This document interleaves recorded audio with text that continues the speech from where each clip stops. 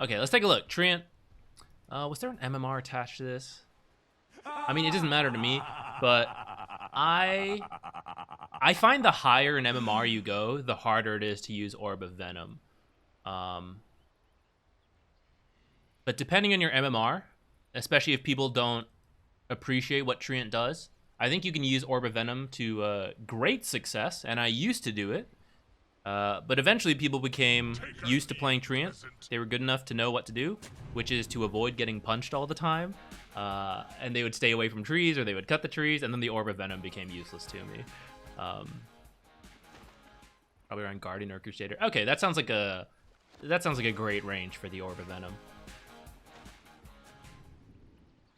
Okay, I see some people on the enemy side, by the way, and I don't know if you did it while I was looking at chat, but on the minimap I can see them, and you should definitely go and click them at this time and see this guy's swapping out an observer ward. We just keep an eye on him, and it disappeared. You know it's right here. And you guys can see that because you placed your own observer ward first. So that should be a free D ward if you click on him to see what he has. Maybe someone else on your team did and you guys are communicating, but I think it's a good habit for you to get yourself as well. All right, we're going to see once again the carry and everyone participated in this rune. You guys are going to be a little late. Okay, no, he's going to TP. Now, Wraith King doesn't need his mana as much, so it's kind of fine. Juggernaut could have TP'd as well in the last game, but Juggernaut's much more mana intensive, and so it'd be like a strain on him.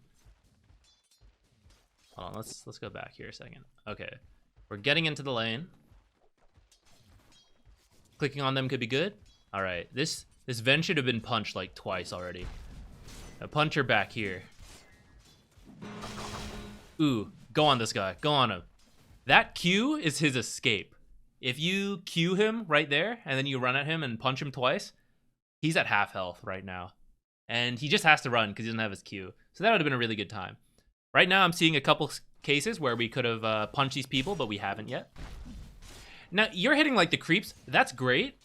But if you have the choice between hitting the heroes and then hitting the creeps, as Treant, you kind of want to hit the creeps first. That range creep is going to go way out of its way to chase you, by the way. You might have to run home.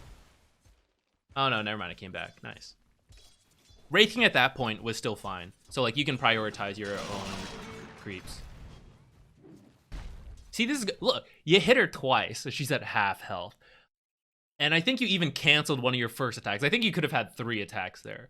Treant at this MMR is all about just how often you can punch people and then get kills.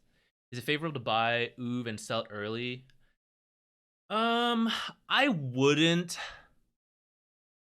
I feel like at a certain point, you just won't really get too much value out of Oov unless you're playing like a very concentrated effort for it. You have to know you're going to be really aggressive. And I do see some high-level players still get Oov, so there must be room for it, but I have like really bad experiences with it. And at the end of the day, that's a lot of money to spend like casually for a kill, and I think you could just, if you like, I don't know, there's you can probably get a kill without the Oov, and in which case you've just saved a bunch of money. The peanut, yes, we're going to be doing this all night. Right here, that range creep, you could punch that if you want. Looks like you were thinking about pulling. You don't have to, though, because of where the creep wave is. So right now, if you think about what Venge needs to do right now, what does she need to do? She needs to think about pulling, right? I don't know if she knows it's blocked yet. But if she has to come check, I mean, look at the path she probably has to take, right? So right now, you're not in, like, if you're low, it's different. But you're pretty healthy right now. So you should be standing in this area. And when Venge, like, wanders out to try to do a pull, because, like, oh, this equilibrium's bad, you punch her in the face. So right now, you're, like, way in the back. Now, if you've watched me stream, you might, like, I do this a lot. But it's a little different, because I go for, like, a passive build. And when I try to play aggressive, they're going to dodge me. But you will not be dodged. Look, punch her. Punch her. This is a great place to punch her. Does Wraith King have a stun? Not yet. Okay, that's fine. Actually, I don't want him to have a stun. But if you combine your Q, like I would Q this path right here. Q so that, one, you hit Pango. And then Venge is going to panic and she has to run out. And in that time, you're going to run up and punch her twice. and then she's at a third health.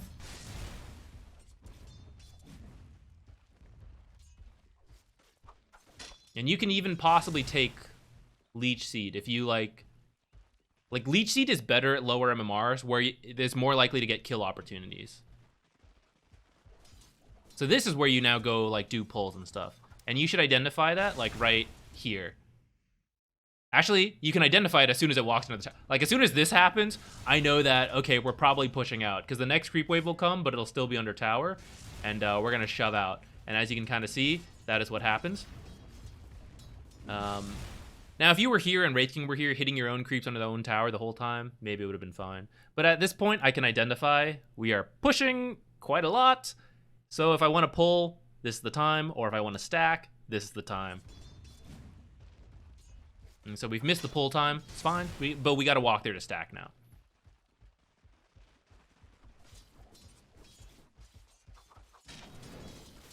The hard thing about supporting, and especially for Treant, who's a slow hero, is like you have to be able to identify these like 10 seconds ahead of time because that's how long it takes to go do these actual activities.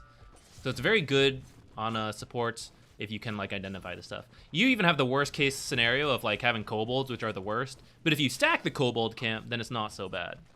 So right now, like does this Orb of Corrosion feel worth it? Right? We haven't punched too much. This is a little better. Even though it feels bad. Don't forget, on Treant Protector, all regen is worth more on you because of your passive. 40%. It's kind of crazy. Your tangos themselves are literally worth almost twice, or sorry, 50% more than everyone else's. And, you know, technically speaking, it's 40%. But that just means you get a ton out of your regen. So when you both trade 100 health, it's not the same. You will heal more. When you both trade 300 health, it's not the same. They have to use, like let's say you burn 300 health about. They have to use pretty much all three of their tangos, and you only have to use 2. So like you want to take constant small trades near the start of the game when consumable regen is like a big deal. And you'll always come out ahead on these. I would say we've missed our window on Treant by this point. If you're gonna go for like the Orb of Venom build and try to like be really aggressive, like she's even smartened on, she's like started to cut all these trees, but there were definitely a lot of opportunities at the start to get a lot of aggression in. Now, if you can't get aggression in, that's okay, but that just means we're not gonna spend 300 gold on an Orb of Venom.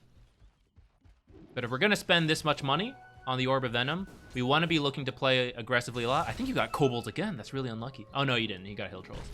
Missaw that. And you might even want your Wraith King to pick a point and stun, because actually Nature's Grasp does decent damage if they stand in it long enough. So if you actually Nature's Grasp into a stun, and then you both hit them like 3 times, that's actually a ton of damage. You might actually kill this Vengeful Spirit or this Pango if he uses Q aggressively. You know, Wraith Kings don't have to take the stun. And also you could have still like gotten good effect out of this Orb of Venom just by playing a little more aggressively.